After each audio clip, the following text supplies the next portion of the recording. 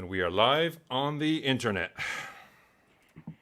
Hello, hello. You're listening to the Goggler podcast. Ian, Bahir, and Uma with you in a week when we had no water yet again. um, this is becoming a habit in KL. Every 6 months or so, we get 3 or 4 days of water cuts.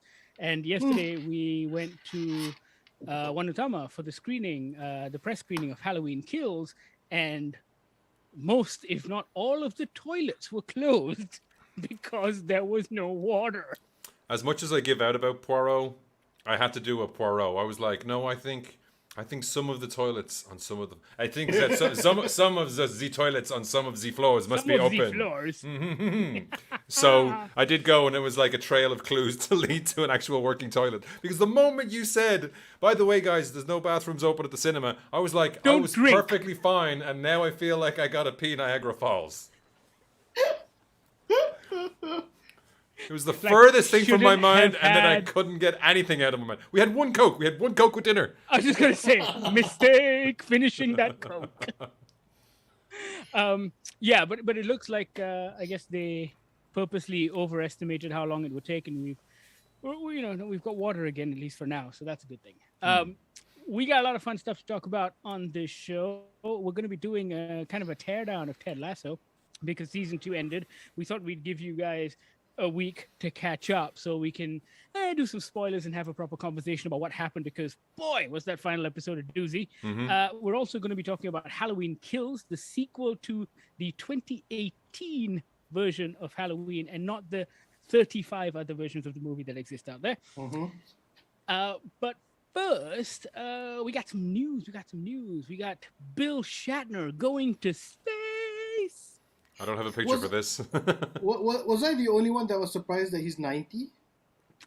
The man is remarkably spry for a 90-year-old. I was trying to find the tweet. Someone tweeted that he's the same age as somebody else, and I was when you picture the two of them together, you're like, no way. Right. But I can't remember who the other person was, and I couldn't find the tweet. But yeah, 90. I know it's not me going to space, but I was deliriously happy at this. It just feels like, if anyone, right? I know DeForest Kelley is dead, Leonard Nimoy is dead. It's Bill Shatner, Walter Koenig, or George Takei left, right? Those are the three people who I feel deserve to go in space because they kind of enlightened multiple generations and made them excited about space. Did you see that thing Bill Shatner said about when he came back? He was like, "I wish I never recover from this." I thought that was really nice. Yeah, it was a great line. Yeah. Yeah, he was like, I am overwhelmed. I did not expect this. I'm back. Coming from him, who's someone who never shuts the fuck up on Twitter. I actually had to unfollow him because he was a bit nasty to people. He's the cockiest motherfucker ever. It looked like it took going to space to shut him up. I didn't see much on to space to bring him back down to Earth. Yeah. Hey. Yeah. I didn't. Well, I mean, he has to go back. He has to go back again Monday to Friday because he's from Iowa. He only works in space. Hey, nice. Also, big news about Squid Game. It has beat everything, and now is the most popular program Netflix has ever put out. Yep. I don't think they've given exact statistics, but they said it's over 100 million homes or 100 million. Yeah, but again, with like multiple asterisks of like home is considered a somewhere with an internet connection. Yeah. Watched a person is one or two independent eye stalks that might have trained themselves upon a screen for 35 seconds during the hours that the planet Earth was rotating. It's so many garbage ways. Yeah, but it's popular. The numbers aside, though, I think the idea that actually I don't think I've ever seen any K-drama people doing the late night rounds in the US. And the fact that these guys showed up on Fallon, to be fair, America and the rest of the world were right? What? Sorry? I don't even think Parasite only after. I think some people spoke to Bong Joon-ho. Right. I think Bong Joon-ho, I think he was on Kimmel, maybe? I can't remember. But he did some late night shows, but it was only after the victory or after the nomination. And he told them what to him was cinema. And subtitles. Every time, yeah. Yes.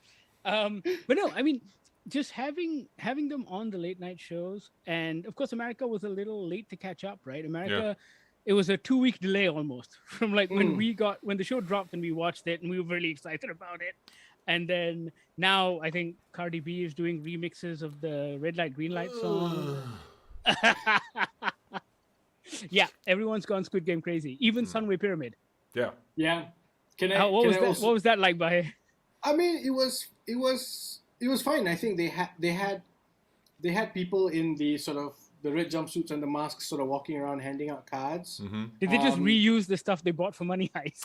Yeah, I didn't think of that until you mentioned it, and I was like, "Oh my god!" They're just like, we gave away all that shit because we thought Money Heist ending. What are we gonna do with these red jumpsuits, guys? Why didn't you tell me Squid Game had red jumpsuits? Yeah, but I mean, the most sort of disturbing thing is the fact that in that concourse area, and I don't think they were playing. I don't think there was any music elsewhere because I can't remember. But in that concourse area, they were playing that Squid Game song. The theme music, Oh wow, that must have been disconcerting. The red light, green light. Oh. The red light, green light song. So, and it was, they didn't play it loud enough for it to sort of be overbearing, but it was loud enough that you cannot not hear it, and it's on a constant loop, which was just like, holy crap, this is really creepy. I think on the train home last night, the woman sitting on the train opposite me had the red light, green light noise the robot made as her ringtone. Oh, no way! Right, because it goes rah, rah, rah, rah, right. It's kind of like loud and whatever. Yeah. Like it's like a tannoy noise, and I was like, that sounds familiar. What is that? Why am I scared? Why do I feel the need to freeze? Yeah. No, so I mean, everyone seems to be on it, and you know what? It's one of these. I guess it's one of these rare shows where I have to say it's not like Sex Life or something where it's something sordid. This thing's actually beautifully crafted. We reviewed it on the podcast a few weeks ago, and it feels like one of those rare shows that it's very deserving of this kind of attention because I don't think K-dramas get like. It's interesting. There was this story that was going around, which I think people were taking the wrong message away from, where they were talking about how the creator plotted this show 10 years ago. No one bid, no one wanted to buy it, blah, blah, blah.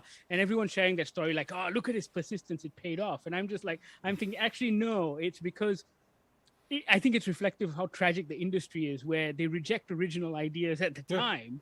Because 10 years ago, all K-drama was concerned with was those romantic shows. Yeah. And I think that impression has lasted because now every time I try to convince someone to watch a K-drama, they're like, I'm not into that lovey-dovey shit. And and so I'm like, now, 10 years ago, he couldn't have made. Yeah.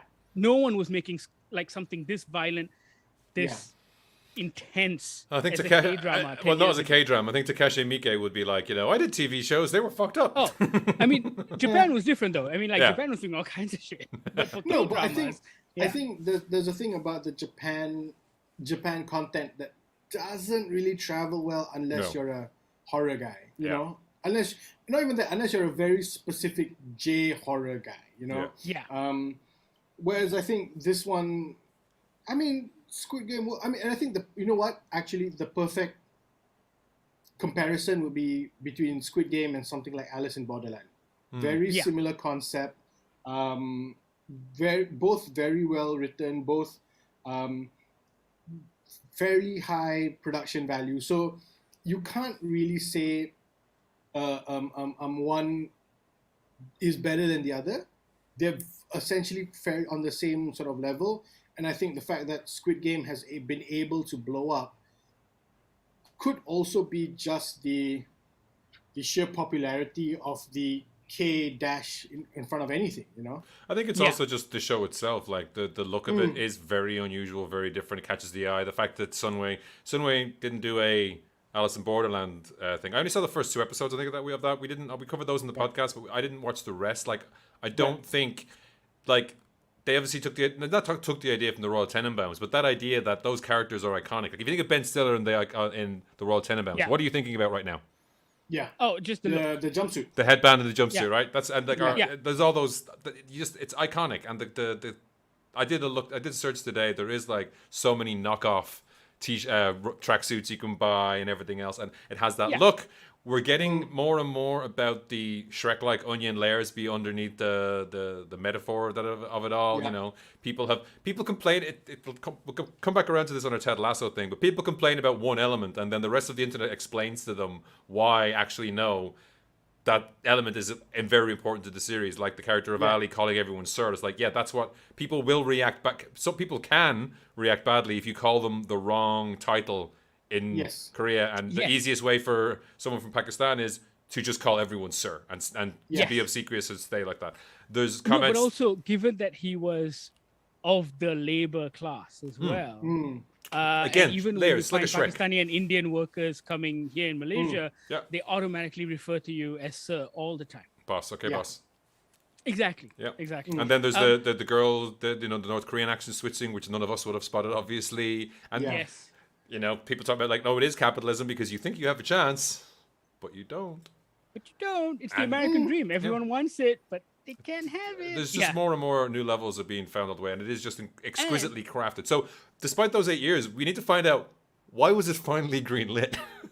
Exactly. I mean, was it a case of Netflix looking for this sort of content, because they're always on the lookout for kind of content that sides of is challenging in some ways, right? I mean, there's this guy who's been calling us since when we greenlit Daredevil, but we thought we'd give him a shot. Yeah, exactly. No, but also, I think did you guys see the? Sorry, No, did you guys see the behind the scenes of Squid Game, the photos? No. Because dude, all of the sets are real. It's not green screen.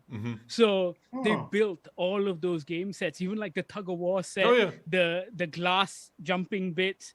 It's all real. I was like, this is amazing. They've also, I've seen someone said, like, you know, here's the backgrounds of each of those things for any meetings that could be an email. Sorry, you were going to say something, Bahir. Oh yeah, I was just going to pull back to something that the thing about the 10 years that it took for Squid Game to essentially finally get off the ground. Yeah, I think, and this is in no way me sort of looking down on the writers and the show creator, but it's just this idea that, is this exactly the same? Was this what was written 10 years ago that then somebody just finally bit, or has it been developed and redeveloped and redeveloped and repolished for over 10 years, right? And I think, I'm sure it was, right? Because I guess if we know anything about valuable. Writers and directors, they're constantly reframing their work. No one ever submits, actually, maybe in Malaysia they do, but very few places actually go, hey, this is the first draft of my script. I don't think they say first draft. I think, hey, this is the script. This is the script, right? Can I just quickly say I've left the job because I quit a production job because the executive producer above me was angry at me for taking time to develop the script with the writer. He was like, let's just make this. Come on, man, it's good. He was like, why are you talking to the writer? The writer delivers your script. You just, pass it to the production guys and get them to print it. I'm like, but what is the point? Then you just need, then you need a runner. Then you don't need a producer, Right. But I mean, it happens here. So I'm gonna need I'm gonna need a little screen that just says, in that kind of horror, strange comic, those kind of comic. What is it, 1970s horror comic font that just says, Bahir's Tales from Production. Yeah. And then his face just going, yeah. I'm really starting to sound like that guy who was like, who's like, back in my day, let me tell you a story. Yeah. You're the teamster out around the back vaping and giving out, right? Yeah. Absolutely. But I also have to say, Squid Game holds up because I was in the background while my wife's sister, hey wife, that's the first time I've said that on the show. Hey-o. She was watching it for the first time, and I kept looking up from time to time while I was working, and I was like, oh, I did not notice this before. Like, there's stuff in the background that you don't notice. There's stuff that like the background characters aren't just background characters, they're all interacting in their own way as well, which is quite interesting. Like when they're all looking for the handshake and stuff, there's all this other stuff that's happening in the background. You're like, oh cool, there's so much attention to detail that's going on. But also, I mean, the fun thing is, of course, when someone's watching it and they're starting to posit their own theories, or they're crying at the Ganbu episode, and I'm just like, yeah, that's interesting. That's right. Someone said, is it Ganbu episode 6, is it? Yes. Yeah, someone tweeted about that I follow, and I was just like tweeting them back with, just you wait. And then I realized it was Gambu, and I was like, oh, you poor thing. Watching that episode is like devastating. It is absolutely devastating. So if you haven't seen Squid Game, and I don't know how many of you with Netflix accounts haven't yet, but if you haven't, go check it out. It is definitely worth your time. And you should, because then you could just tell people, I've seen it, leave me alone. Because everyone's like, there are people like, should I watch the Squid Game? I don't want to watch the Squid Game now, because people are getting contrary about it, right? It's popular. I don't want to react. I don't want to watch it. Yeah. So. And also, every brand is jumping on board. Like banks in Malaysia, like doing Squid Game ads. I mean, on social media. the train line was doing a promo on it for a while back. Yeah, so, that's right. I mean, Actually, I have to say, the funnest or smartest promo from a Malaysian side is the PTPTN guys. So Ian, they are the guys who give out student loans. Oh yeah. The government organization, and they went, you don't have to play Squid Game to pay back your student loans. No. We've got payment options. I mean, but we'll hunt you down and kill you anyway if you don't pay. The other thing as well that I got when I was please at put a Sunway blood-stained Pyramid, fingerprint here. Yeah. The other thing I got when I was in Sunway Pyramid was a bunch of these cards. Nice. Nice. Is there Are anything there on the real back? phone numbers on the back? No, there's a QR code. Oh. I think it's okay. I think it's a promo for some of the shops that are there. That's cool. It's cool. Okay, yeah. that's nice. It's a nicely printed card. Yeah, I got a bunch. Very cool. Yeah. Does the lady's head Squid rotate? No, it doesn't do anything. Oh. I know. Fairly disappointing. So I don't know. Does the entrance? Is it the entranceway to that has the temperature scanner is also one? Because I said, oh, that was there, was it? That was at the main entrance to Sunway Pyramid. There's the temperature scanner where the one with the monitor screen thing. So they had that at the front with the. I was talking to the PR guys. They call it. They're starting to call it Tabitha. I don't know why, but just FYI, they call it Tabitha. So they call her Tabitha. So so there was a doll at the front entrance, the one that would take your temperature. So it's kind of cool. Cool. Yeah. Very nice. Squid Game is now streaming on Netflix. Let us know your thoughts on the show. If you haven't already, you can get in touch on all of our social media feeds, Goggler MY, also podcast at goggler.my, and our Goggler WhatsApp hotline, 012-524-5208. I forgot what that was for a second. Hey, before we go into Ted Lasso, I wanted to show you guys some stuff. I was doing some spring cleaning, right? And I came across all kinds of crazy shit. But Here we go. This was quite cool. It is a certificate from the Lord of the Rings marathon at TGV Cinemas back in 2003. So it was for the premiere of The Return of the King, but they did the extended versions of Fellowship and the Two Towers, and then the regular version of Return of the King.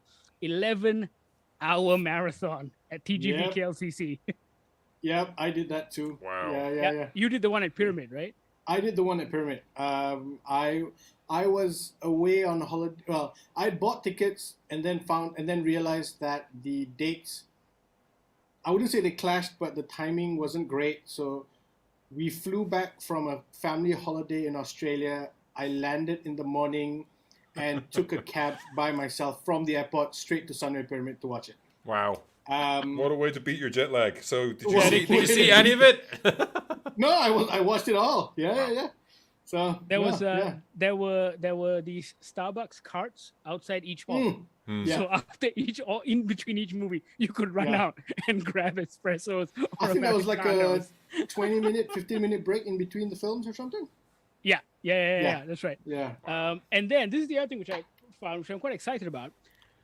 The complete DVD box set from Mind Your Language. Wow. And this is a keeper because I think no one's streaming this stuff because it's now offensive. Actually, it was offensive then, but I thought there was something a couple of years ago where it came up. No, or was it clips on YouTube? I think so. You can still find clips on YouTube, but this is, I think, seasons 1 through 4, if I'm not mistaken. And no, I want to talk about this because this is really funny. Right? This is all pre-internet stuff, and I don't know if you had this there, Ian, but in Malaysia, like people were obsessed with this show, and they loved this show. And it was we weren't obsessed with that show in Ireland. Sorry, we didn't hear about it. No, but we loved the show. I think we were laughing at it at different reasons, right? In the sense that, I used to ask my parents why they found it so funny, and they found it funny because they thought the English people were stupid. In the sense that they're like, oh, why doesn't Mr. Brown get it? Like, they're so oblivious to all of these cultures and stuff like that. And it's interesting how we British in a different way. Yeah, Sorry. yeah. They're like, you colonized all these countries, and yet you know nothing about them. But also all of these rumors. And did you hear these, Bahir? Like, oh, Mr. Brown was dating the actress that played Danielle, and they all died in a car crash. And like, there were all these stories about the actors in Mind Your Language. It was hilarious. No, I don't know this. This is your usual local, local celeb tabloid news. Like, it's just the fact that it's just that the Sun and the Mirror and the Daily Mail have managed to elevate fucking people from Emmerdale and Coronation Street to international stars somehow. We were talking yesterday about Aisling B. She's made it from Fair City. No one watches. I don't know if anyone watches Fair City. I used to watch Fair City's set from the bus as I drove past, and that was all I would see on the way to work, because I wouldn't watch that shite. It was terrible. It was homegrown soap. Homegrown soaps, especially those in the past, were terrible, right? It's why we glommed onto talking about who was under the patio in Brookside or Neighbours. Hollyoaks is the one that's in Chester. Neighbours is the classic. Yeah, Neighbours is that got everywhere. And that's what I wanted to... I actually thought about Neighbours earlier when talking about Squid Game, because my cousin used to come home and watch Neighbours before it got famous. And then he was like... Once he got famous, he was like, oh, I don't want to watch anymore. But yeah, these people became stars of these shows, traveled all over the world, and it was just like... They're in a show. Yeah. And there was no K-dramas on British television at the time. Yeah, and also there were 3 channels in Malaysia at this time. TV 1, 2, and 3. There was only so many things in English. They only started between 5:30 and I think 12, maybe even. When was that? When I was a kid. Back in the 80s. Really? Well, I wouldn't even go 80s. Though. I'm pretty sure in the 90s there were. Sorry, 5:30 a.m. right? Not 5:30 p.m. No. What? PM. Oh, really? Wow. But I think in the 80s, I think they were starting, like, I'm not sure in the weekdays what time they started, because I remember when I used to come back from school, I used to watch things like, I remember you asking Ian the other day whether we used to watch Kamen Rider and stuff. And that used to be post-school programming because they used to show all these Japanese imports, Ultraman, Kamen Rider, all of that stuff. I mean, I remember waiting in front of the TV at about 4:30, waiting for some. I mean, again, sorry, PM, right? Waiting for PM. Yeah. No, because I did the other way. I did the other thing at the weekend where it's up at 5:30 a.m. waiting for something to come on British television. Saturday cartoons. Yeah, because we could get those English channels in Ireland. Right. So we had at least 8 channels. We had 8 or 9 channels before satellites. 8 or 9. Wow.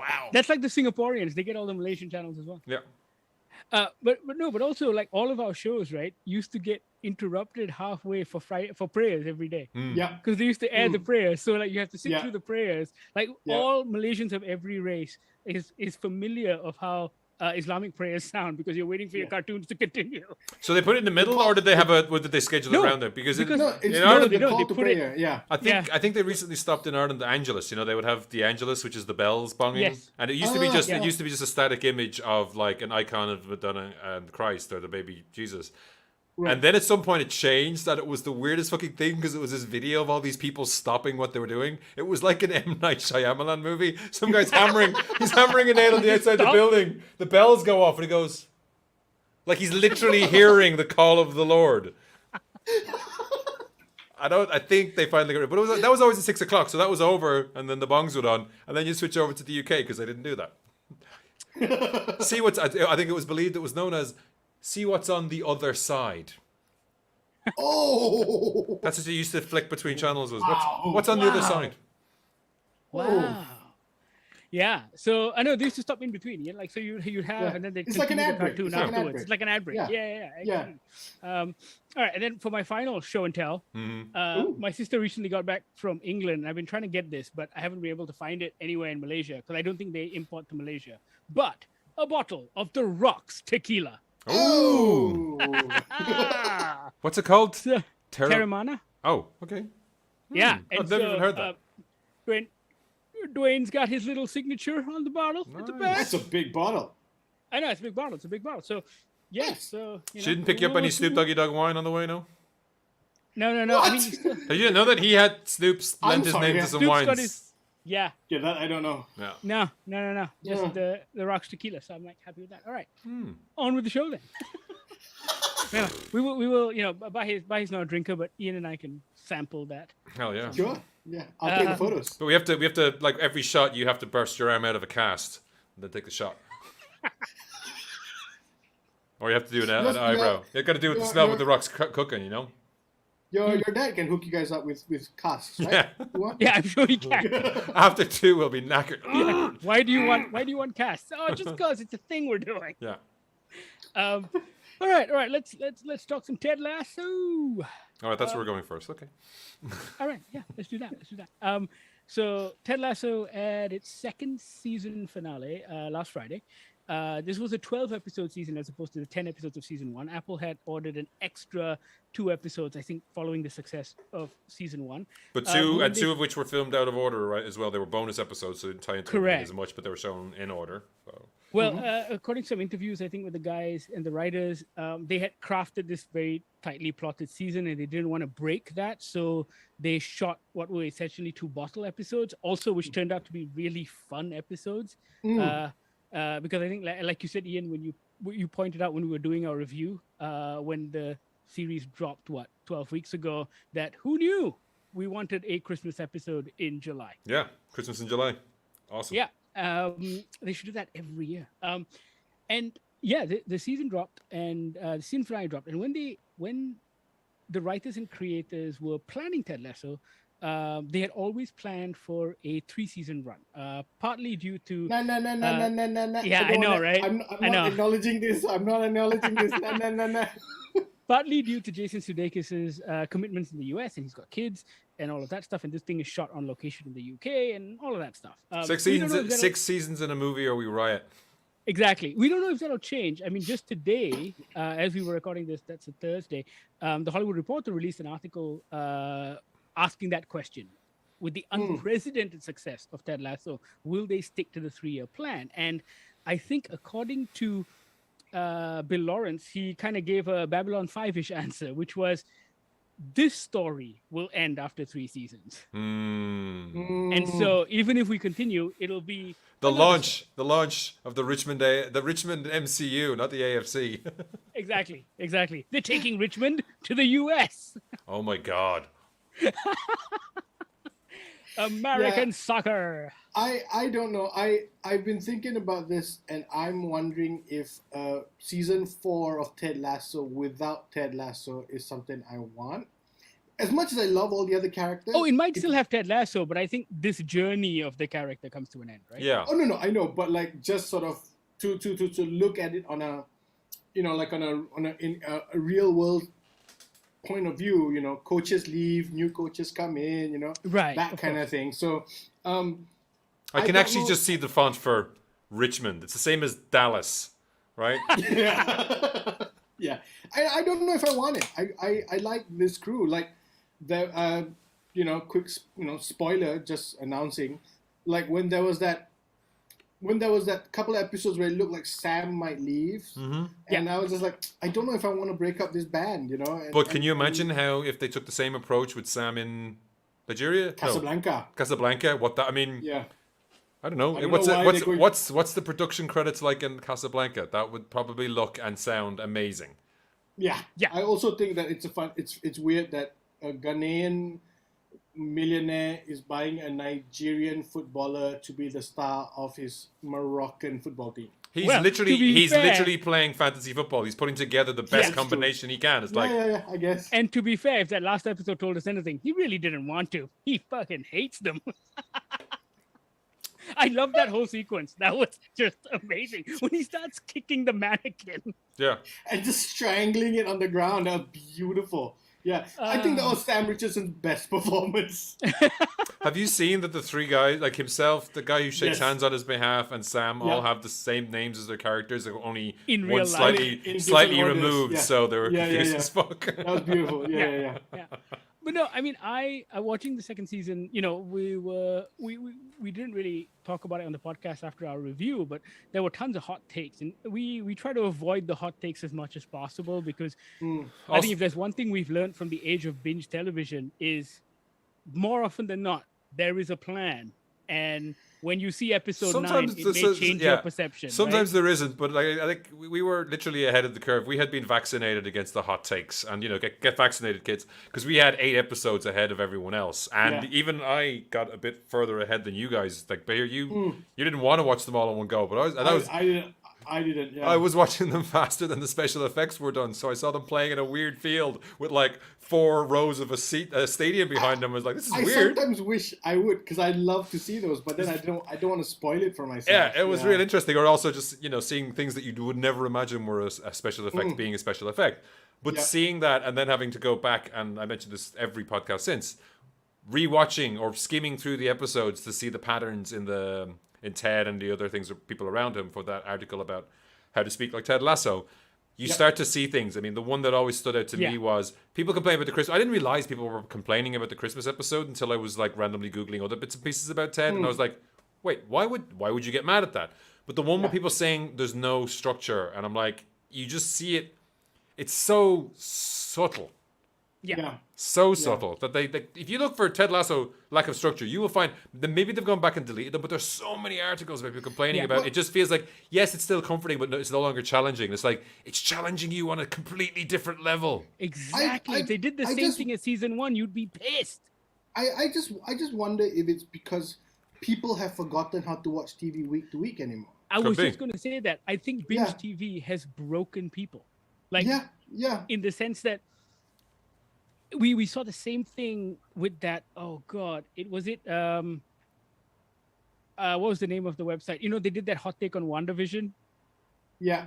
And it was a very similar thing where the reviewer kept going on and on about how WandaVision is not building up any tension, and it essentially his entire first paragraph defines what television is, but he hates it. Was this the same wanker? IndieWire. It was an IndieWire article. That's right. And it wasn't the person. It wasn't the same person who was complaining about midnight mass and also complained about something else, right? Not that guy, right? Yeah, complained about Raya. No, not that one. Okay. But no, and I was reading that article and I'm like, no, my friend, you are describing what television is. You've just forgotten. You've been watching everything as one long movie for such a long time that we've forgotten what the weekly drop is like. And I agree. Sometimes it works, sometimes it doesn't, right? I mean, like what you wrote in your foundation review is a fact about that show, in that I saw it's so slow moving and dense, and I watched it all over the course of 2 days. No, but that probably worked better because I'm watching it week on week now. And sometimes I forget what happens just the previous week. And I mean, for me, it was annoying because it's like I saw this 6 hours ago. Like what? I don't sleep. No, I don't know. I don't need sleep. I need to know what's going on in Trantor. I don't need this flashback explaining everything I already saw 7 hours ago. So an hour's already passed again. Okay. So there's that, but there's also I saw a headline today, I think, and it might be from Nerdspan or it might be from Nerdist, I can't remember. It was basically saying like this week's foundation after last week's Snooze Fest is better, and I'm like, but that you needed those bits. That's why this is better. I think it's like the first 3 episodes you have to do you have to cover the, I've forgotten the name of the metaphor, the undercoat. You got to do the undercoat before you can paint the mural. That works for foundation. You have to build the foundation. There we go. Sorry, that kind of seemed obvious. If you do it yourself, it doesn't work. By here, we've got to go. Hey, I know. But the key for me, the key for Lasso was the Jamie talking to Ted. When you rewatch it, it's insane. When he's talking about, in the pub. Yeah, in the pub, and he's talking about his father pushing him, and he like fucking hates his dad and all this kind of crap. And Ted just says, "I'm sure you feel the same, Ted." And he's like, "No, my dad was great." And the eye acting. Yeah. That was great. Watching Nick Mohammed's performance as Nate throughout this season was absolutely fantastic. I didn't put it on the slide, but this is called Dark Knight Rising. Nice. Oh, yeah. Sorry, we have to. cut this bit out. Next season, you have to review the first episode with the Dark Nate returns.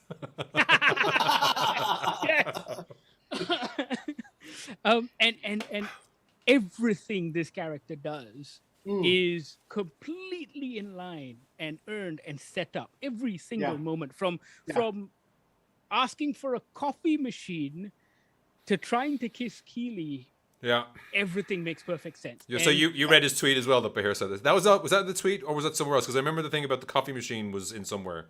It was that tweet. It was the Nick Mohammed listed all the points. That's like I think it was in that one. He said like everything they've done, not getting a coffee. Was it the opening of the season, the end of the season? Both his face. It's just like the fire has gone out of his eyes in the finale. Completely scripted in brackets. Yes, it's like beautiful. Yeah. And I think that's the kind of care and attention that we love about this series because, in season 1 we saw a partial redemption arc for Jamie. Like I'm watching season 1. I rewatched season 1 recently, and I'm thinking, I started this season fucking hating Jamie Tart. He was such a bully. Yeah. And the big man on campus that no one could say no to, even the captain of the team, right? Even Roy just kind of shut up and let him do this thing, even though he hated him. But it was a dysfunctional group, and that's like a dysfunctional. It's like all these horror stories we hear about office bullies, right? There was no captain at the ship, at the tiller, which to write also stems from Rupert's behavior as well. It's like everything is connected, right? And Rupert's behavior as an owner kind of manifested itself in his team. Yeah, it's all connected.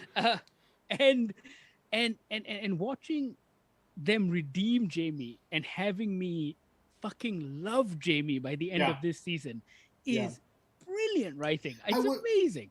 I was going to say, I think it makes people uncomfortable in a way because I don't think they expect comedies to be this sort of tightly written, right? To have these many threads. I mean, the last one I can think of off the top of my head would be something like How I Met Your Mother, which would have episodes between jokes. There's a setup in episode 7 and then the payoff is in episode 23 or something.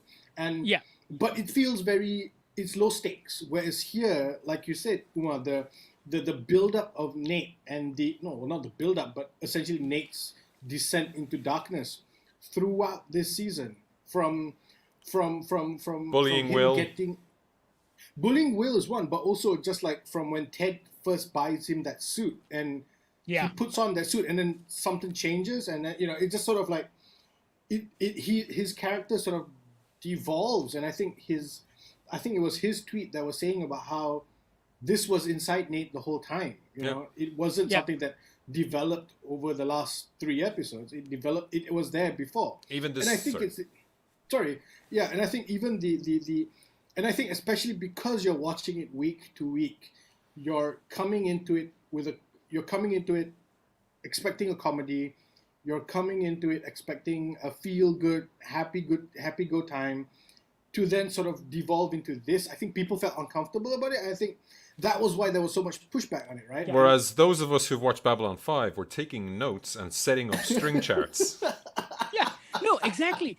I'm glad you brought that up because that's absolutely true. I got my phones again. I get really worked up, and then my AirPods pop out of my ears. Wow! He gets really excited. It's really exciting. No, I'm glad you brought that up because I think it's something we miss out when we think about serialized television, right? In the sense that it's not just about the cliffhanger and the plot narratives, but it's actually how these characters develop. And when you watch Babylon 5, Bahir, which I'm sure you will at some point, the way they transform characters from being good and lovable to detestable to back to being good again, especially this character called Londo Mollari throughout those 5 seasons, is amazing. It's incredible. And that's essentially what, because Nate was the underdog, and we want to root for him and love him because we all see ourselves as being that person, right? And I didn't get a chance to do it today because I meant to rewatch the episode before we talked about it, but I didn't get a chance. I watched it last Friday night when I got home. As soon as I got home, I was like, oh, I got to watch this. But we used to watch those old series. We didn't get a chance to rewatch those old episodes of the TV show. You would watch it. To buy like a $30 video cassette. Right? Oh yeah, for like 3 episodes.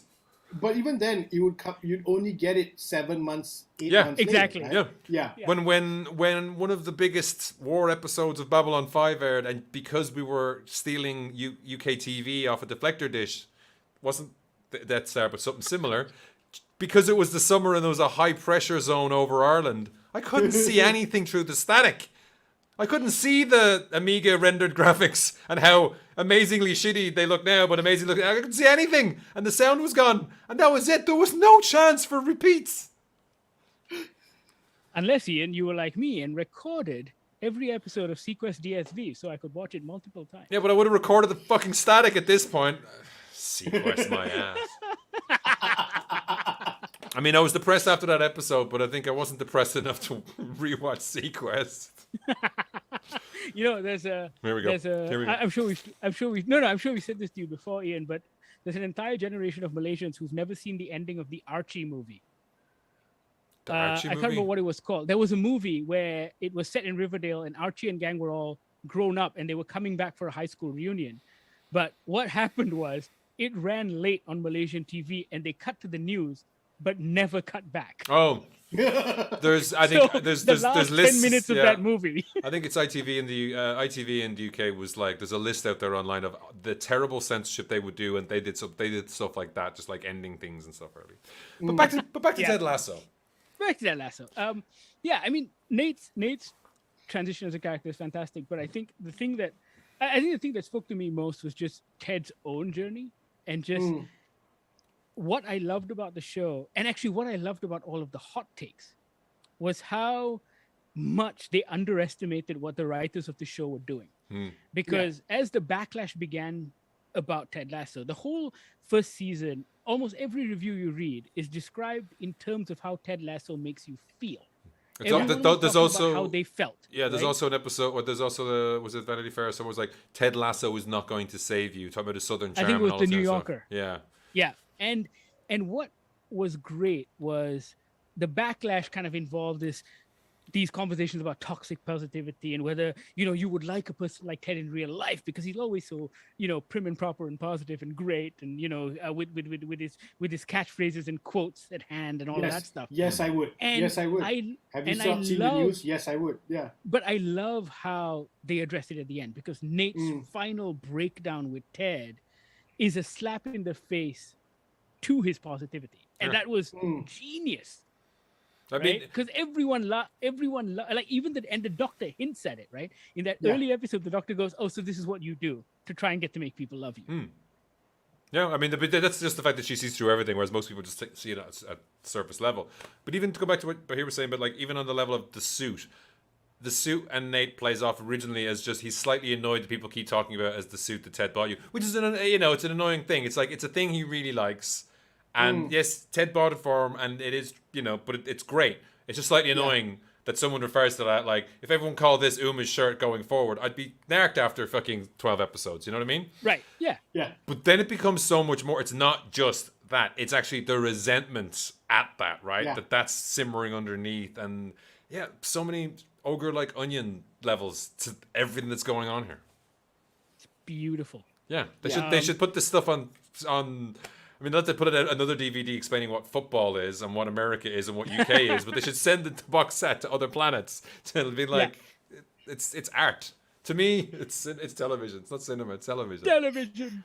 And I think, I've harped on this before, and I think Ted Lasso is a perfect example of why you shouldn't binge something. I think because to just sort of know that the answer's coming in 20 minutes does the writing a disservice, because it feels like the writers are building in 7 days worth of rest in between, so that you can have these hot takes, you can have these arguments, you can have these fights, you can sort of digest what just happened with Roy, you can digest rom communism, you can go back to it and then sort of get smashed again in the next episode. Oh, no, but you're absolutely right. The conversations even that we've had days after, like, it'll be a Tuesday, we've watched it on Friday, and one of us will drop a message on Slack just going, I mean, like, and I love that extended conversation, which never happened, unfortunately, with Squid Game, right? Because we watched it, we were done, and we had a conversation about that ending and what the show meant. Yeah. But then here, we there's moved the on. funeral episode, and you dissect every layer of that. Yes. It is beautiful it is the episode. water cooler, and it hasn't totally gone away. Shows like The Walking Dead and Game of Thrones, they still maintain that Yes. water cooler element that has still been there. It hasn't completely lost it. No, yeah, I agree. But I but think also it's been a long time since we've had something great. yeah. And the other Yeah. thing, since earlier Walking Dead and Game of Thrones, like I listed, but before they went off the rails, before they got boring.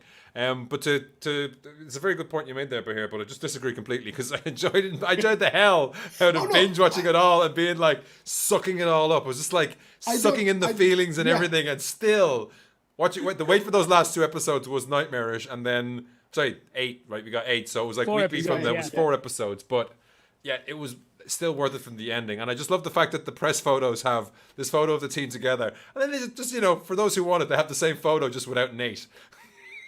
I did not zoom that photo. There are 2 in the press kit that are like that. I got an impossible question for you guys. Do you have a favorite episode of season 2? Because I have one, and I favorite subjective, right? Because I really Yours love is the whole London fucking one, season. right? Yeah, it's the London one. It's the standalone Coach Beard episode. Oh, For me, I'm leaning the Christmas episode. I'm leaning the Christmas episode. What I found weird was after the Beard episode, because at the time you're like, where's everybody else? And then the next week I'm like they did it again. It's so smart because I'm like, I want to get back to Ted. I don't want to deal with this stuff. And then I got back to Ted, and you get the usual rigmarole of everybody. And I'm like, actually, now I want more Beard. It's like that was experimental in a way, but it's also like it showed because he does so much with so little on the show. Yeah. That just looks and everything else, and giving him his own. And I couldn't remember from the previous episode whether he hadn't punched Jamie's dad. He'd thrown Jamie's dad out of the out of the changing room. But was it Roy who punched the dad? Or was it Jamie? Maybe it was Jamie. I think it was Jamie. I think it was Jamie who punched his dad. He landed on the floor, and then he got up, and then Beard was like, managed him what's out. this now? Yeah. But my favorite episode is anytime Roy learns hugs something. Jamie afterwards. Like that's just a fantastic moment. But anytime Roy learns something and his heart, like you see his heart meter grow a little bit. I can't remember now because I binged them 12 weeks ago or longer. The one where Jamie decides to, like, Roy takes the coaching job, and then he's telling Jamie, you should be doing this. And he's like, no, I can trust my teammate to do that. And Roy, it's literally the scene from Scott Pilgrim. Is like, Roy has learned how to respect Keely. And he's like, fuck! And he just heads off. Just anytime he realizes something with a fuck, it's great. Or even in the last episode, when Jamie just apologizes, like, heartfully, completely, wholesomely apologizes, and he wants to punch him in the face, and he's just like, fuck. Yeah, it's brilliant. And I wanted to do the follow-up to that, Ted Lasso will not save you article. No, Roy Kent will. Like, this is the rehab. I mean, he wasn't toxic masculinity, but he was very standoffish originally. And it's like his evolution is going in a certain direction, and now it's got to a worrying stage where he has almost reached the end of a certain part of his journey, and Keely is now stratospheric on another version, and that's it opens up a whole set of possibilities. Like, I was heartbroken when she said, "I can't go on holiday, babe." Yes. Yeah. But it was the dagger was her saying, "You go without me." Yeah, but also, like you just love that was such a mature hand? Like, every other sitcom or TV show would have lent into the "Are we breaking up?" But it was such a mature approach in that, no, we're not breaking up. I'm doing this thing. You go for holiday, we'll be fine. Yeah, but you go on your own showed that, like, up until this point, she has been peeling onions all day. She just brought an onion as a prop. She's been peeling back the layers of the Roy Kent onion and revealing to himself the layers he has within. And at this point, it felt like this was a changeover from the unnamed narrator to Tyler Durden, where now she hasn't realized that if he can't go on holiday with her, he won't go on holiday. He'd rather just stick around while she's working. That's better than going on holiday on his own. And the fact that she didn't realize that, I thought was heartbreaking for him as well. And that makes me wonder whether now it's the pendulum swung the other way, and Roy Kent is going to teach Keely how to get her groove back. Can I just say, I ever since I think we saw her in episode 2, I didn't trust that teacher. I did not trust Teacher's that teacher. got eyes on Roy. That I think it was the final episode, right, where he goes to go pick up the niece, but she had left, and I think she's being a little too nice there. Yeah, fun. Yes. I don't know why he didn't just swear because there was nobody else in the school. It's in the school. That's the there reason. were no kids. Yeah, I guess. Yeah, but I don't trust that teacher. No. Do not trust her one bit. But it also showed that he's like, oh, I should have said this something, babe. Like I don't know why I told her we weren't married and I left it at that. Like he knew he knew he did a wrong thing. He was a sad whippet. You know what I mean? He was I did something wrong. He's grown as a person. But I think it's going to be very, very interesting where they go now because she's away. And as I think I said on Slack, now the floor is open. Trent Krim. Yes. Trent Krim. Krim, really. It just sounds weird when I say that. Trent Krim needs a job if he ever gets back into his car. Maybe he's just living in Richmond now because he can't get into his car. This is just a lovely thing. And again, it shows it. The hot takes. I literally saw someone complaining about like, oh, Trent Krim just burned a confidential source and there's no feedback. Yes. And I'm like, it's 30 minutes long, dude. Give it a week. And what happens? Calm the fuck down. Wait for it. Yeah. And like, oh, if it isn't the consequences of my own actions, but you know, he's a writer. He's a bit of a wordsmith. You know, it's not a huge step from there to PR. Richmond needs a PR. Yeah. Trent Krim, Richmond AFC works perfectly well. Right? Yeah. I think so. The Beard episode worked for me on multiple levels. I mean, just how well observed it was about having a drunken night in London aside. Oh God. I think the idea of them framing the three boys at the pub and Jamie's dad and his best friends as being opposite ends of football fans. Good yobs and bad yobs. Right, exactly. And then having the three boys show up at the stadium, just those brief 30 seconds or minute to show how much love and passion they have. Exactly. Is amazing. But I think, and they even mirrors, right? I mean, like a black guy, a big black guy, two white guys. They look very similar, but older versions of each other. I think for me, it goes beyond that a little bit as well. I think let's refer to them as the good jobs and the bad jobs, right? Even the good jobs, I think I'm never quite convinced that that's who they are, because every time in the bar they would shout profanity, they would say something, and they would get slammed by the bar. The amazing barmaid. By me. Yeah. So it's like it feels like it almost feels like they are acting the way they think football fans should act. They're toxic. They are toxic masculinity, and they have to be put in their place every so often. I mean, it's a learning for them as well, because they are they are mostly morons. When there's like when Sharon Fellstone's in the pub, and they're like, "Do you mind if I ask you a question?" And it's like real deep, like he needs to go to therapy, and like the three of them do. But there's an awareness of that. There's a little bit more of an awareness of the dads. Like if they don't fix themselves, in the immortal words of David Lynch as the boss man of the FBI in Twin Peaks: The Return, they need to fix their hearts or die. Yeah. And dying is becoming those assholes. Yeah, and for me, it just feels like they are on that journey, and it's the idea that maybe Coach Beard, maybe Ted Lasso, maybe their love for Richmond AFC will sort of stop them becoming those people, right? Because they got a good heart. They got good hearts. Yeah, they got good hearts. That's and it just feels like they're acting the way that they're supposed to act. They feel like they're supposed to be football hooligans when that's not what that's not what they need to be. Yeah, but that's toxic masculinity. It's falling into these roles that you think are there, but actually there's a whole world of opportunity out there for what you want to be doing. I'm definitely going to be watching the season again. I've already seen season 1 countless times. So it feels like... Do you ever sleep? Sometimes. But every time I do, I notice all these little things, like the karma police thing we were talking about. And the what? Like the karma police thing we were talking about. And it's so... But then, interlaced and layered. As I mentioned, the karma police, like it turns up in season 1, it turns up in season 2.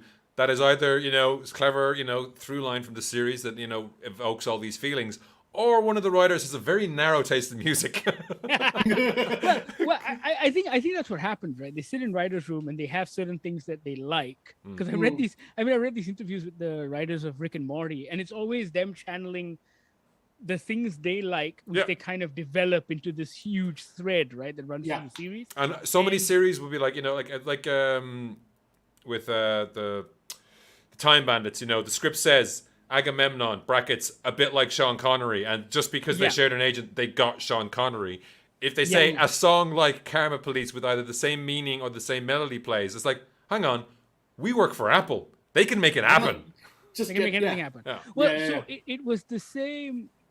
They were trying to pitch Hannah Waddingham to sing Let It Go for that episode in season 1, and she didn't want to do it because she was initially thinking, oh wait, I am this Broadway star, I'm not singing a Disney song from a cartoon. And I think she had pitched a couple of other songs to Jason, and he was just like, nope.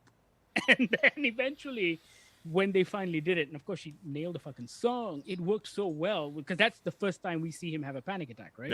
Yeah. In the episode when they're away. And it just, I think they were in Manchester. I can't remember. The dinner thing she sings, right? Yeah, the dinner thing at the karaoke. Yeah. But it worked. The song worked beautifully well. And now she's going to sing every season as well, right? I think so. Yeah. You've got to use those pipes if you have them. She's not in any of the PR photos for Ted Lasso, but she isn't. Her page on IMDb is full of pictures of Krypton. Was she in Krypton? Apparently she's in Krypton. I never watched that show. I know. When I went to her page, I couldn't find any pictures of her in Richmond. Instead, she was in space or leather. Oh, okay. Huh. So, yeah. All right. But no, just amazing show. Have you seen it more than once? Bahir? Like, no. Ian, did you? Because you saw the first 8 episodes. Did you rewatch them when they dropped every Friday? Or no? Yeah, no, I went back and rewatched them for that episode thing where I knew they were getting close to the end. So I think it was the 7 again. So this picture is Nate's look for episode for season 3. Yeah, episode 1, season 3. Yeah, his ascendancy. The Baron. Yeah, but he's going to need always 2 there are. So he's going to need either maybe the Nigerian guy's going to come back as like owning West Ham. No, or there has to be. He's got Rupert. He's got Rupert. Rupert say? What did Rupert say about like switching teams? Did he say something about it? He did. 2 episodes ago. In the funeral episode, he just said he's handing over the shares back because being a dad is a full-time job. And that's and just the mum's way of dealing with everything Rupert assholes do is great. It's like, that's lovely, dear. Thank you very much for that. Whatever. Just Smile go away. And nod, give him a hug, right? Don't let him Don't let him see you mad. Never let them see you mad. Love it. Yeah. All right. Both seasons of Ted Lasso are streaming on Apple TV Plus. You want to check this out? If you haven't, what else do we have to say to you idiots to make you watch this goddamn show? And we're not saying that just because Apple sent us swag. Hey. Hey. I go back to the fact that we were there first, motherfuckers. We were. That's true. Yeah. Even not, you guys wrote about it first. And I was like, what's this show about football these guys want me to watch? You were like, I hate football. Sport. To be fair, I know shit about football. And now when people ask me, what's your team? I'm like, Richmond. There's a great interview with Brett Goldstein and Brendan Hunt, is it, who plays Beard? Yep. I think it's for Escort. They keep cutting away to Jason Sudeikis doing photo shoot, and the two of them are sat in the bar set just talking, and it's way better. And he's talking about explaining the offside rule. The offside rule. Yeah. Yeah. And he does it perfectly. Absolutely perfectly. I mean, can I also just say that book that he reads, Inverting the Pyramid, is an actual book. It's a fantastic football. book. I've actually read that. Great, yeah. About it's like a Bible, right? For football. Oh, it's about football. Okay. Yeah. It's a Bible for strategy.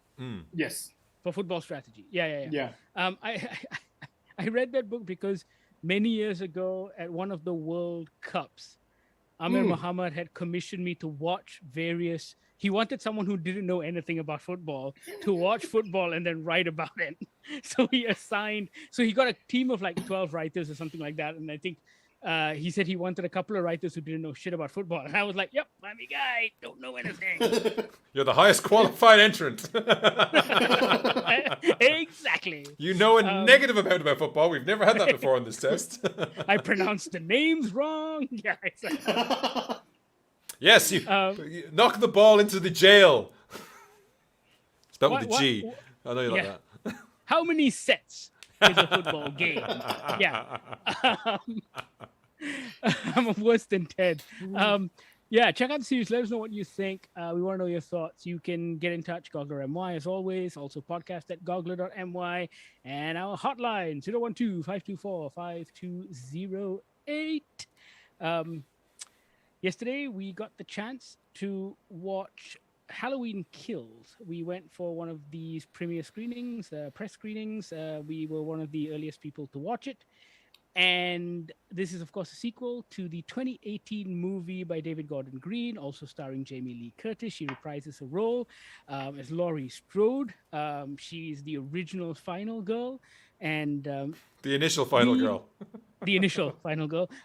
We enjoyed this movie a lot, even though Bahir doesn't remember watching it, but he actually did a podcast with me. Yes, the first one. He did a podcast reviewing the film with me, but he has no recollection. There's proof of it, and I have no recollection of this movie at all. We enjoyed the first one because Halloween has spun off so many sequels, and they took it in like weird-ass fucking directions. But the original two, and I would say even Season of the Witch, I quite liked. And the original two, though, by John Carpenter, were phenomenal movies. And we thought the 2018 film really captured the spirit of those films and took it in a really fascinating new direction because everyone's kind of aged up and they were reintroducing this horror myth. And it was so good. And then the more I thought about Halloween Kills after watching it, the angrier I kept getting. Yeah, I came home, I went to bed, I woke up in the morning angry. While I was having my shower, I kept thinking of stupid things in the film and got even madder. I was just generally irritable all day writing my review, and I was just like, you know, there's something you pointed out because you went back and skimmed the show, Ian, and you said, "Oh, look, there were some background characters in the first show, in the first movie that we don't really see much of in the first movie, but they're featured in the second." Yeah, and it feels like they have a trilogy in mind. But after you told me that, and after I read your review on the site, I kept thinking, did they have a trilogy or did they have enough? Maybe for 2 movies. But Blumhouse and Universal went, no, we want a trilogy. Yeah. Because this movie feels like padding. This is the waiting room. Halloween, the waiting room, right? For Laurie. For Laurie and Jamie Lee Curtis does. And I don't want to say who she does it with because that itself might be a spoiler, okay? So we shouldn't say who's in that room with her. Okay. But even just like, I mean, there's so much padding is what happens. Even when we're watching it, I'm like, okay, we get a cool flashback to the original movie. Then we get another cool flashback to the first movie. Then we get Laurie, the always criminally underrated. You get shorter flashbacks. Well, before we get to that, we get Laurie, we get Jamie Lee Curtis, Judy Greer, and their granddaughter character in the back of a car, reintroducing and screaming at the fire trucks, "Don't save Michael!" Before the fucking movie starts. Like, this is like, I hadn't seen the other movie. I didn't get a chance to rewatch the previous movie, but I saw it. I'm aware. Michael's probably, I've seen the trailer. Michael's probably going to survive. There's 9 of these fuckers. He never dies. So we're on board. And these flashbacks add very little. Yeah. Like, not much at all. And also, rewatching the original, I was like, wow, original 2018 version.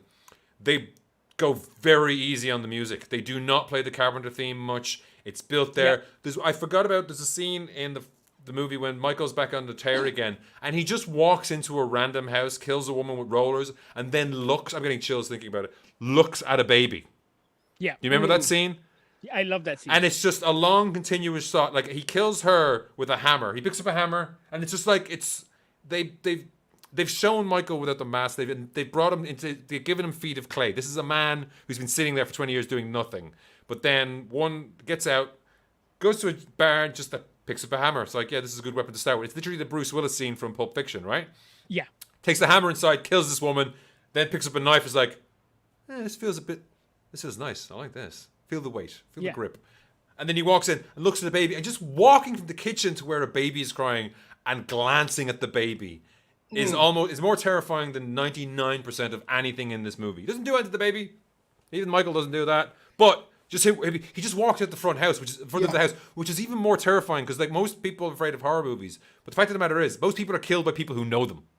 Yeah. And the idea that this masked freak just walked into your back door, and man, these people think they live in Canada the way they don't fucking use door locks or have back doors with like giant glasses of fucking thin as paper glass.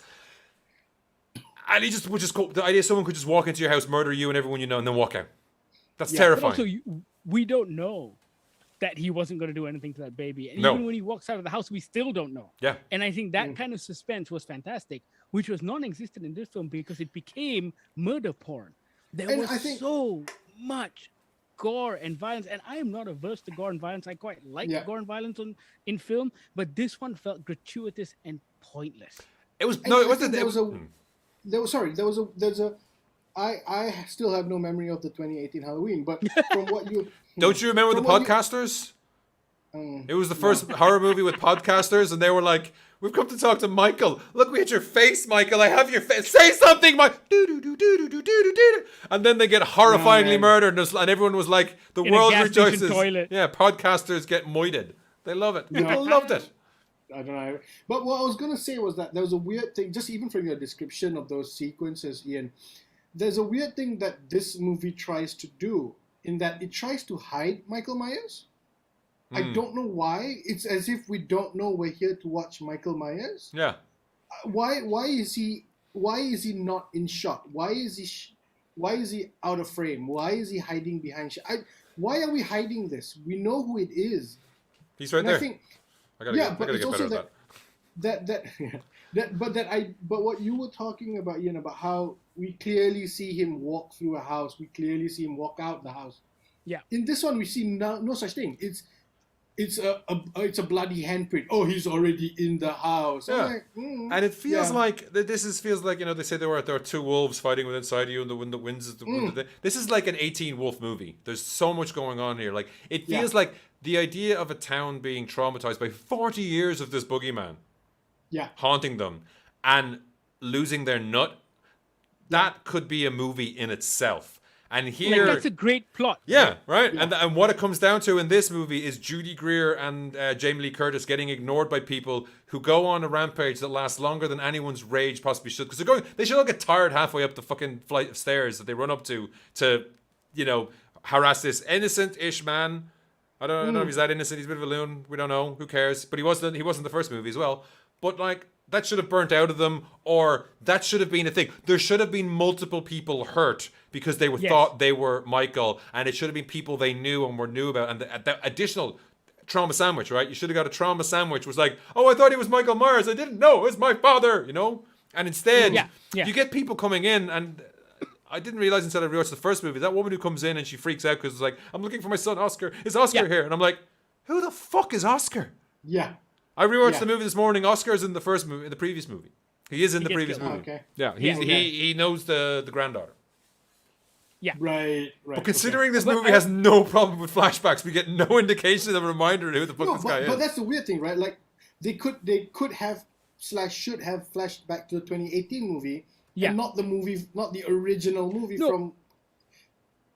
I know. I was just going to say, and I was going to go back to what Ian was saying earlier. Those flashbacks that we got are to develop a character to go nowhere. Doesn't require development, exactly, in the sense that yes, it's great. We got a bit of his backstory, but it was completely unnecessary to this story, right? And he died. The second guy, the candy kid guy, dies off screen.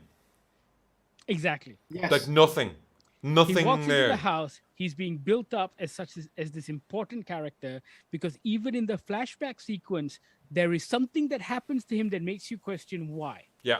Yeah. And they do nothing to explain it because he dies off screen. Everything. And there's so many drop balls. So frustrating. Yeah. And then it's the same with like the kid, the next death in that house. I mean, there's a whole thing of like they just go back to Michael's house, and the next death in that house is like.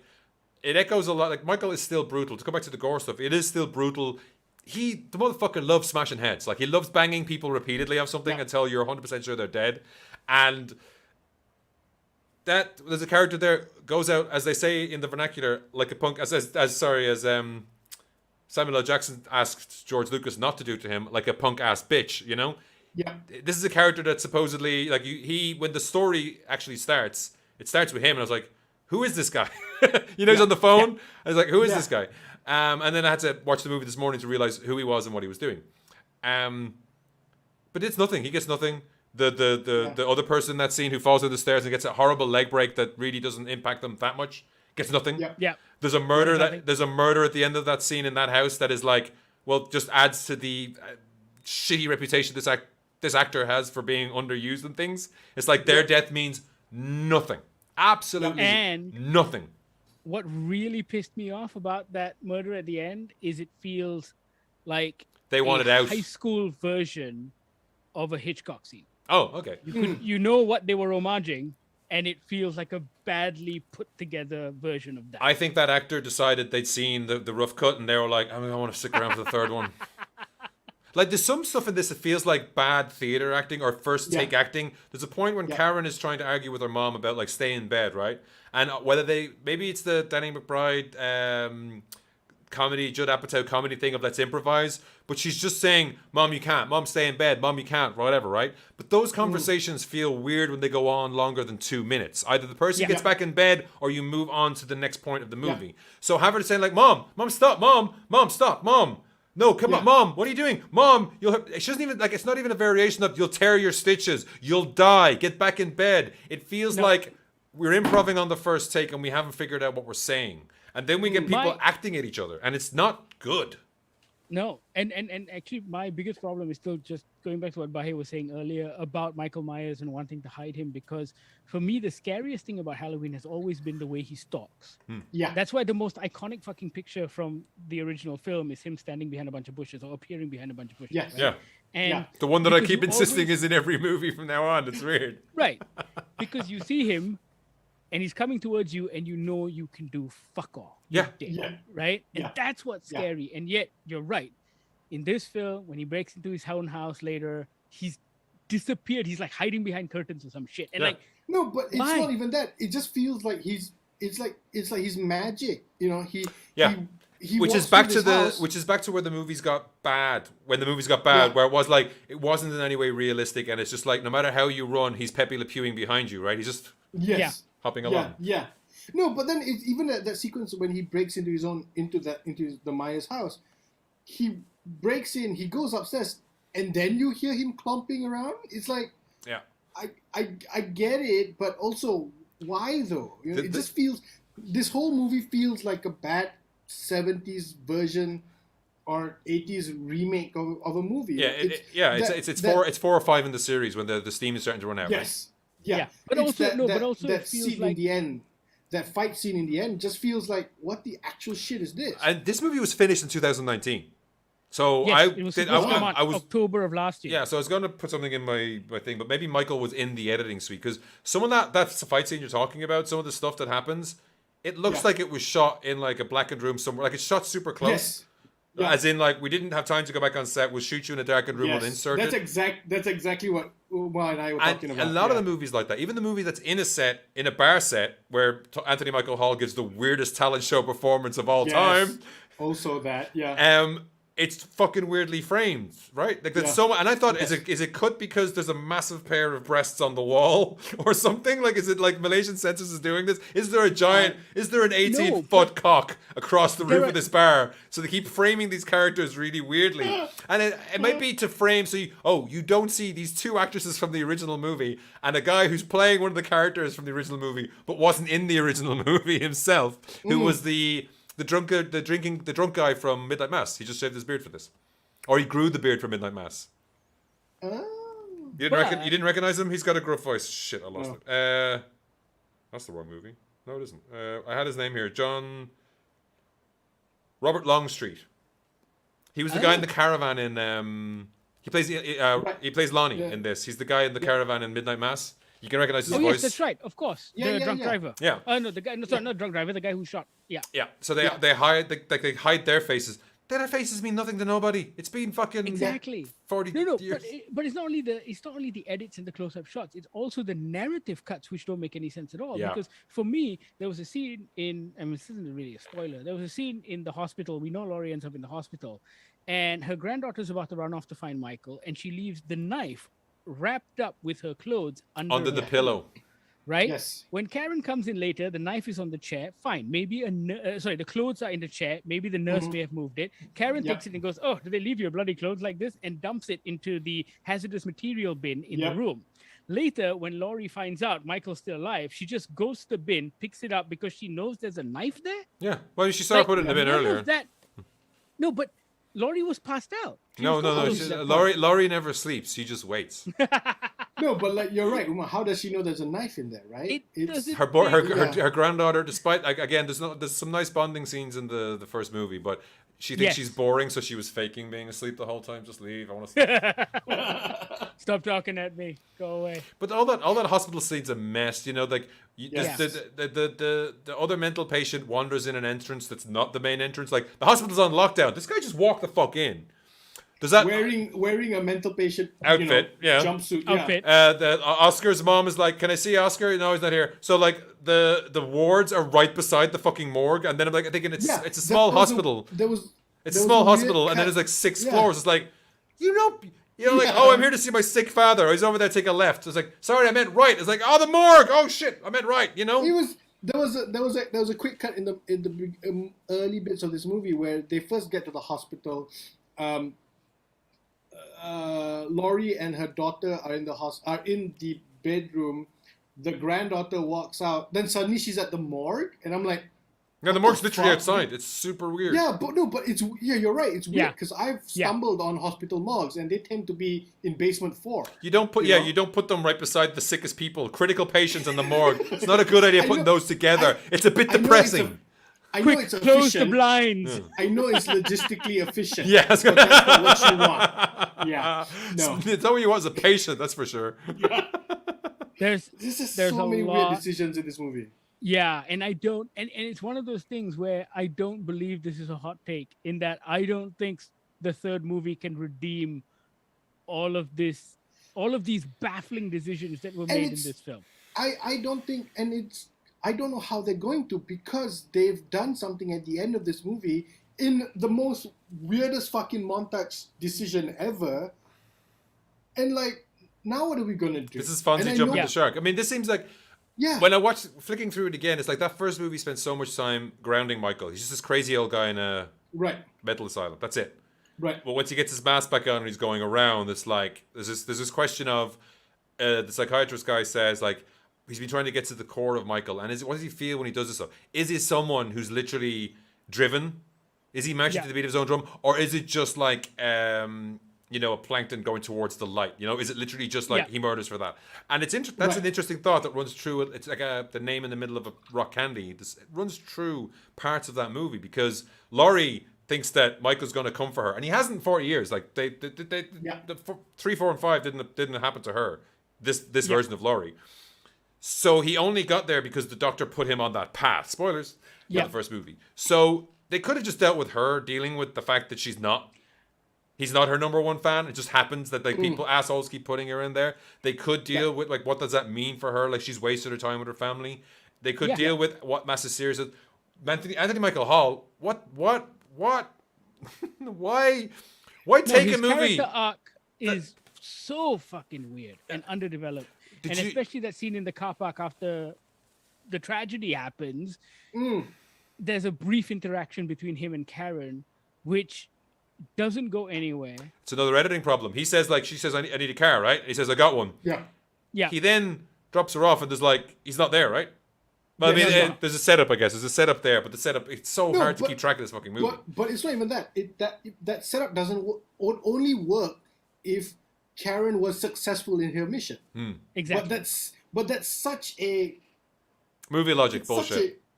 It's just this thing of like, what if they drop off Karen, they went to this other thing to do this thing, and then what if Michael Myers wasn't at the house anymore, right? What if Michael Myers was able to kill Karen? Then they're just all waiting around. It just feels like, you're right, Ian, bullshit movie magic. Yeah. And you know what? I don't even have a problem with the narrative logic of trying to elevate Michael Myers into a supernatural being, or a being with supernatural strength. I think that's fine. That's what I was getting to. Has this monologue, and I think that's a nice and interesting way to take the story. The one that's in the trailer. Yeah, And it seems like that's going to be the also- point of this movie, is that like he's becoming more, and it's an interesting way to look back on, like if you look back on the series as a whole, you know, he did start off as a 6-year-old who killed his sister and then was Yes. like a crazy person. But And like, also but it then was became, you done- know, like you said earlier, the supernatural Pepe Le Pew. They're doing that in this. It's not Michael, but Michael's not driving it. No one's driving it, and it's completely tacked on at the end. It doesn't have any Yeah. evolution throughout it. It's not like how does a legend become Freddy or Jason Exactly. or something like Yeah. that. and what happens Yeah. after that? None But of that the is there. thing It's just shoehorned in there. It's like, why is it They did happening? it- Because it is. they did it better in Fear Street. That's what I was trying to get at, because in Fear Street, it is this idea of what began as a masked killer and how all of these characters in Fear Street and all of these killers throughout the ages transcend to become supernatural beings who you cannot kill no matter what you do. And the Fear reason for Street that was is the playing reason with for it. that is fantastically white privilege. Yes. It's great stuff that ties into everything. Yeah. But also, Fear Street did it in a way that was also parodying the trope in a sense. But Yeah. at the same time, it worked because they took it just about seriously enough to make it work. Just and like- meanwhile, this Just- is the originator of all of that, Yeah. and they're fucking it up. Just like Jason X. I mean, Jason X is a parody, but the parody is like people research Jason because he keeps, like, he's a science experiment that's frozen in the future Yeah. because they want to figure out how he keeps coming back to life. Yeah. Right. And I think it wouldn't have been too much of a problem if the first movie, as in the first version, the first movie of this reboot, didn't take itself as seriously as it did. Yeah, it was so Like- grounded. Yeah, it was so grounded, right? Oh man, like it took me a while. Like when I was sitting there watching the credits roll after this film, and something else you point out in your review, which I completely agree with, was it was at that point that I kept getting annoyed because I'm like, you're using this fucking music to convince me to like this movie because I love that tune. Yeah. And they opened with the first song, the theme. Like they used the theme, but they didn't add to it. Like they just added which is in the first movie. Yeah. But it just shows that they didn't do more. They could have added more strings. They could have added. Hey, John. Yeah. John's a producer on this, right? John, could you maybe jazz up the third and fourth bars a little bit, just to try something different? Because Not just the producer, he's credited for doing all the music. but he didn't. is. Yeah, but he But it's just, maybe because they're just using the old music. yeah, or he's doing Maybe. he's doing the Gore Verbinski on the set of Good Will Hunting 2, hunting season. I'm busy, Will. He's just counting his fucking money. And like it doesn't. It's in this movie so fucking much, and that's what I mentioned in my review as well. People are fucking stupid in this movie. Let's get a militia together. They can't take us all out. Let's then split up one by one. Fuck that shit.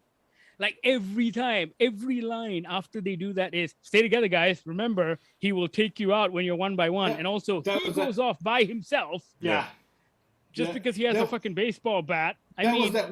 There was that weird build-up of that posse. Was just him just driving around grabbing people. You know, like But I need also the two strong men. women- The rest of you go home. but also the two women from the original film who were partnered up with the nurse Yep. and the doctor. Yep. They reach a point and they're like, "Wait, let me go and check this out by myself. You By lock the myself. car doors." Yeah. Let me waste like 3 minutes of this movie we already watched to put all these bricks in this sack. Like, what the Yes. fuck? This is all outtake material. Did they lose some reels? It's not all negative though. I did mention my review, but I think it's worth mentioning. Big John and Little John are fucking amazing. They deserve their own fucking movie. Should just do just do A spin-off TV series with Big John. and Little they're John. like something. Did you guys look at the clip I posted in Slack about the Yes. banh mi sandwich? Banh mi sandwich, yeah.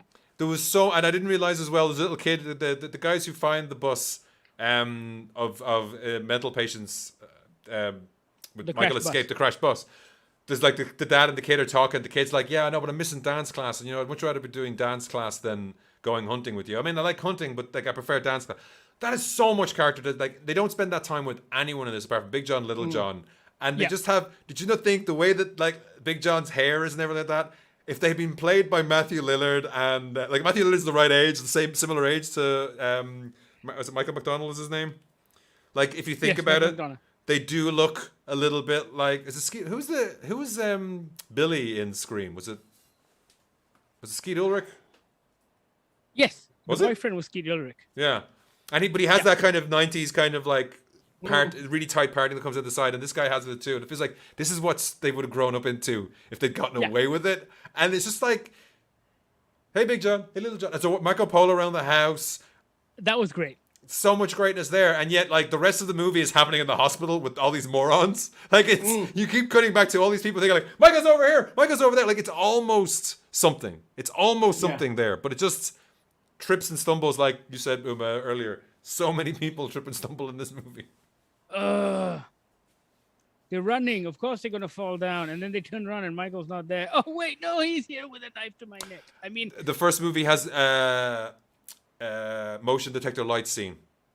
Again, Yes. Did you remember that? No. but he doesn't remember anything. There's a guy. Like he had a blackout. There's a drunk guy sitting. There's a drunk guy lying on the grass. He's like, "Sorry, man, I was just taking a shortcut." And you see Michael in the distance. Lights go off. Lights come back on. He's closer, and it's like none of that invention is here. Yeah. Oh, sorry. Apart from the doctor and the nurse.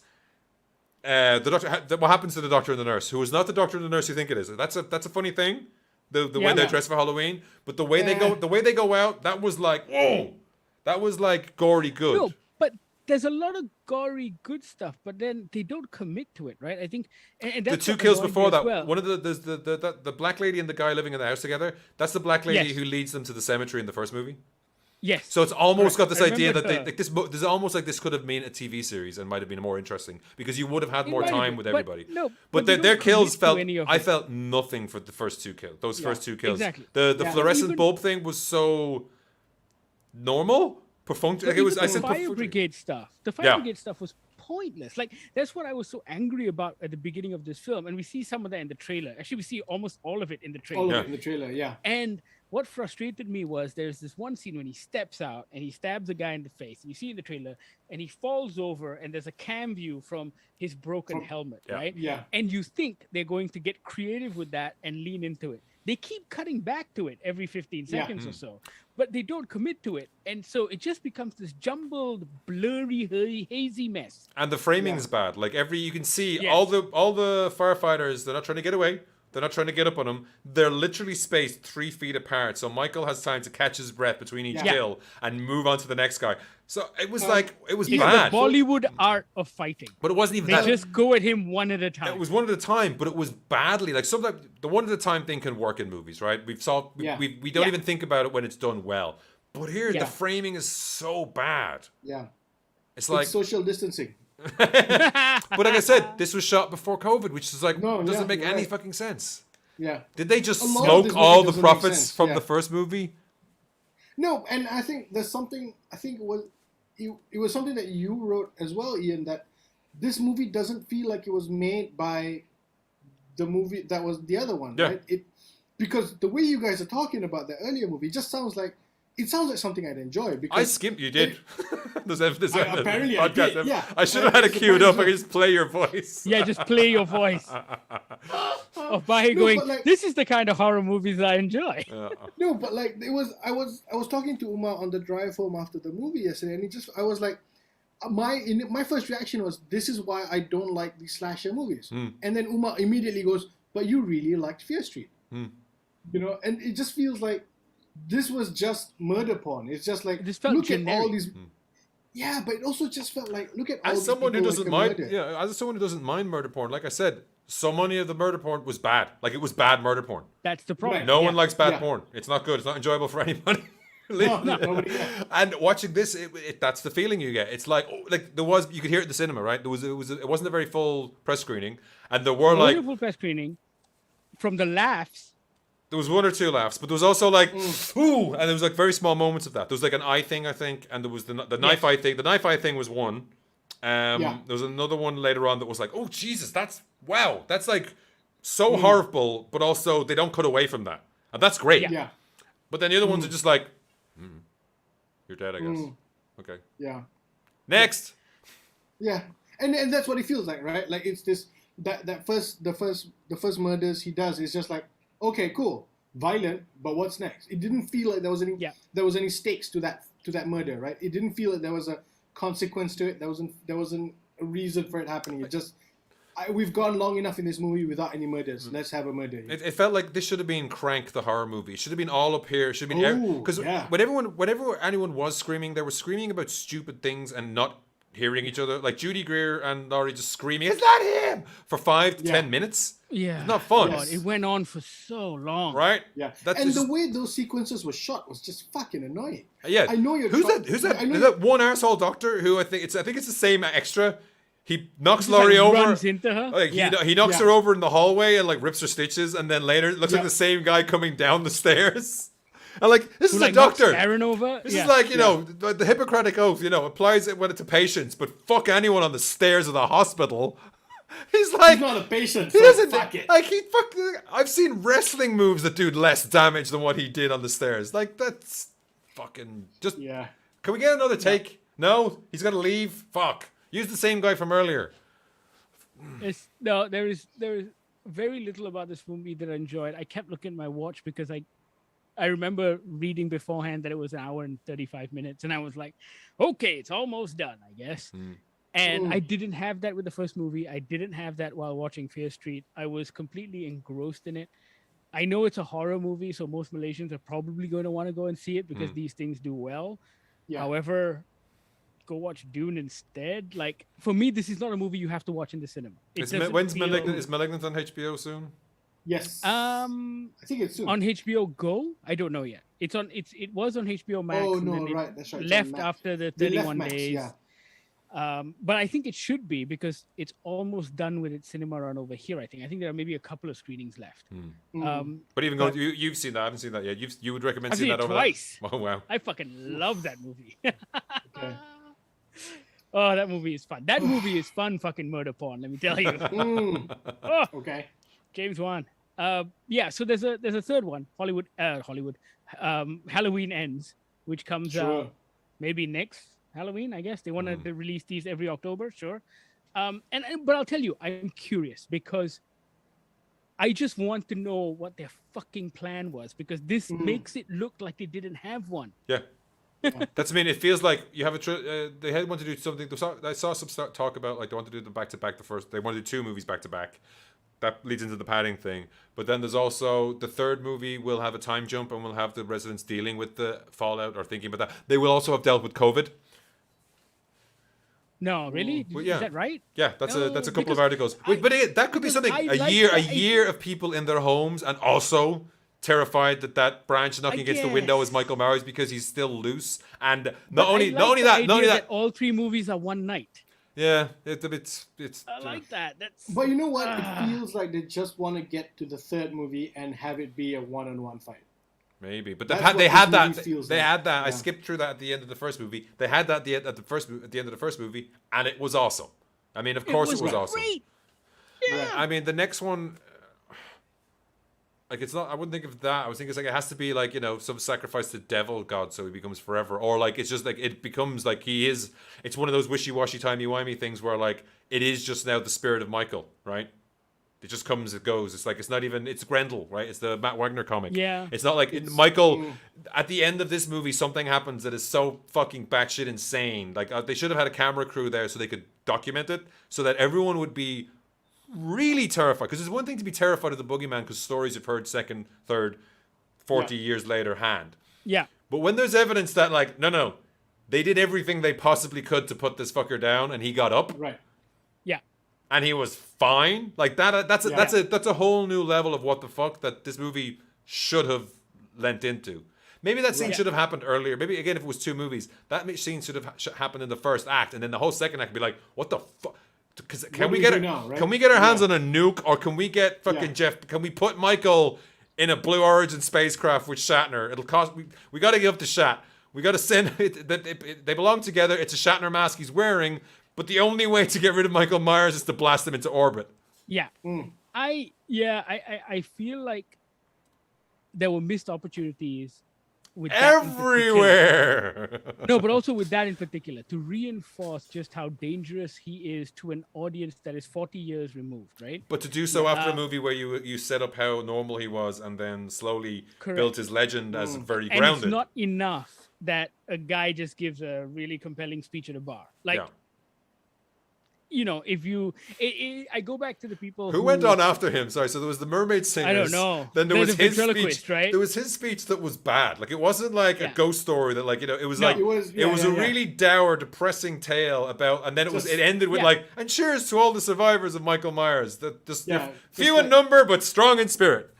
Read the room, asshole. It's a celebration. Oh no, it was the ventriloquist guy was up next. No wonder he was fucked. Yeah, that's right.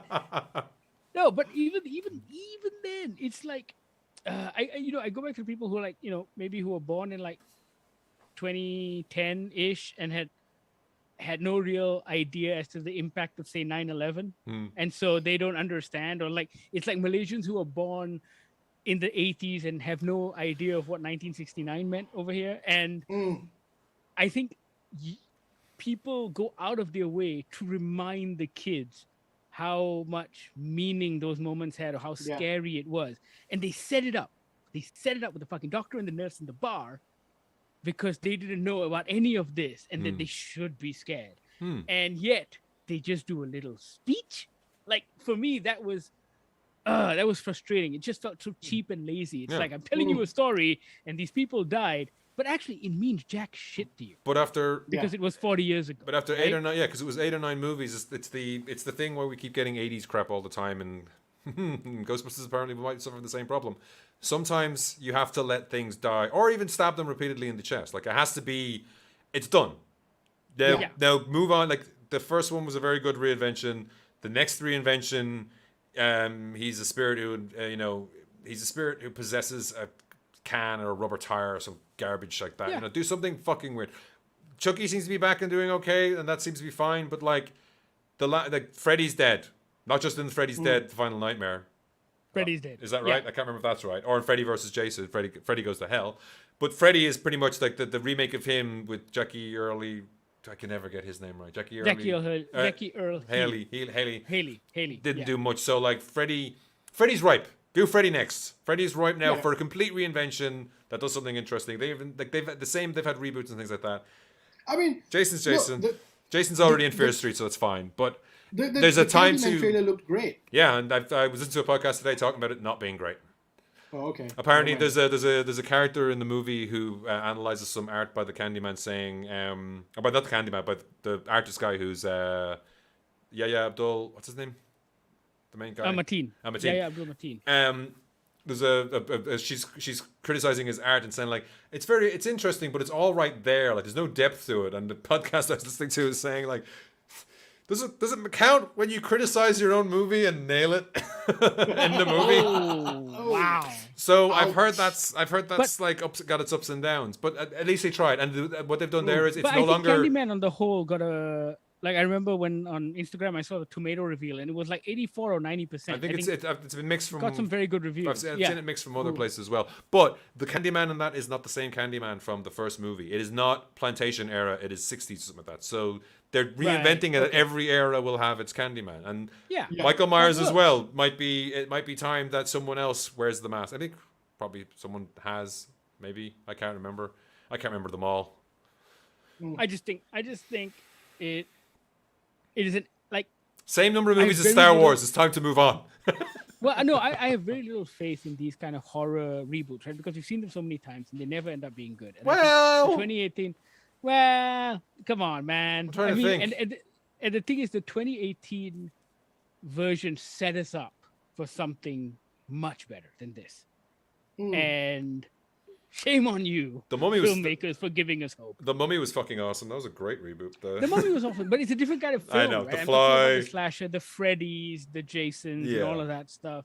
There's an element of surprise and shock in those first movies. It's like all of the Ring stuff, and this one, I think it set us up for something great, and I was very excited, honestly speaking, about Halloween Kills, and even the trailer got me excited. Yeah. But this was just so underwhelming. Yeah, it's bad.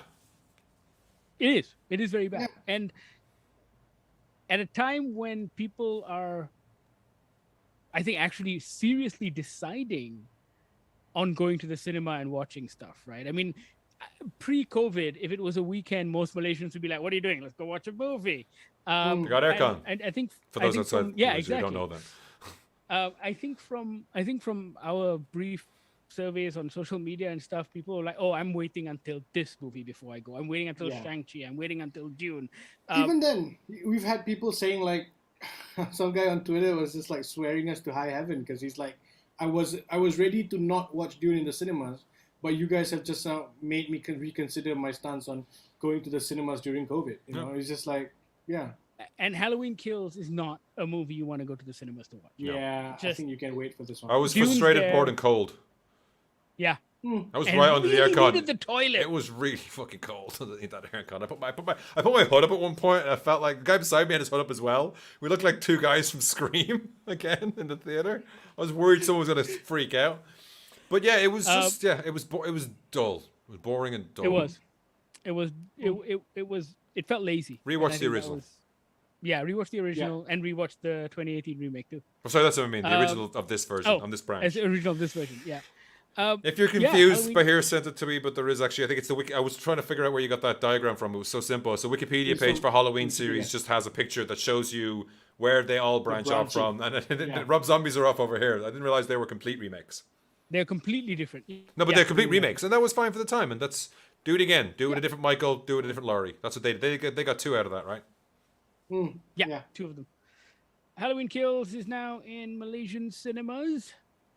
We say go watch Dune instead.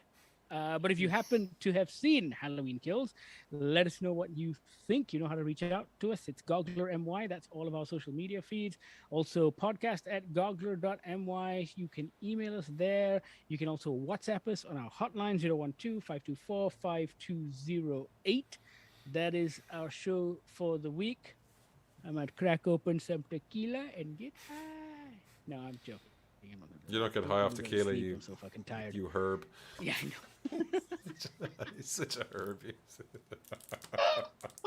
Bet you haven't. I know that. Although to be fair, Umit probably does have lemons on hand, right? Or limes rather.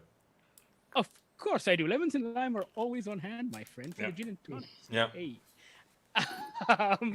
Thank you so much for listening, guys. This has been the Goggler Podcast. Believe.